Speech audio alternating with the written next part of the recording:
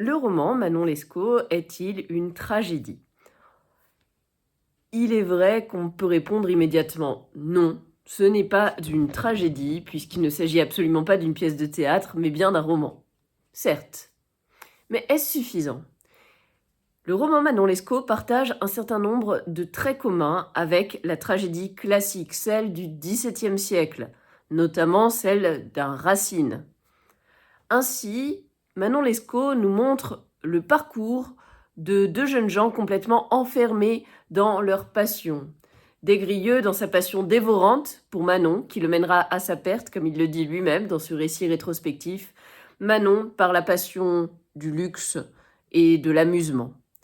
Passion au sens où cela les emmène en dehors d'eux-mêmes, en dehors de la raison, en dehors du droit chemin.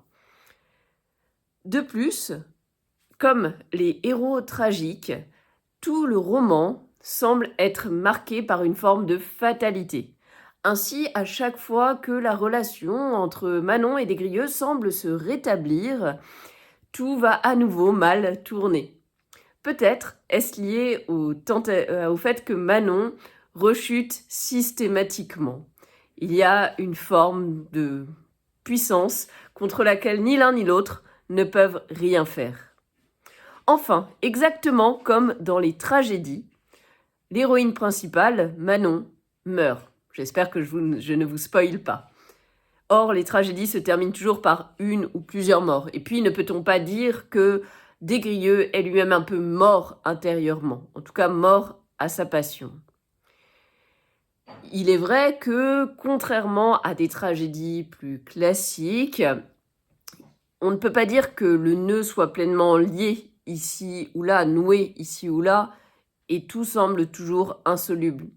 Il y a quand même ces moments d'espoir, mais c'est vrai que la fatalité est omniprésente.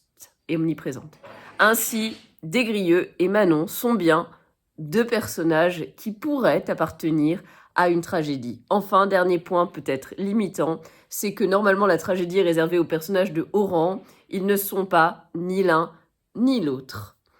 Mais ça se discute, pourquoi pas en dissertation. Au revoir.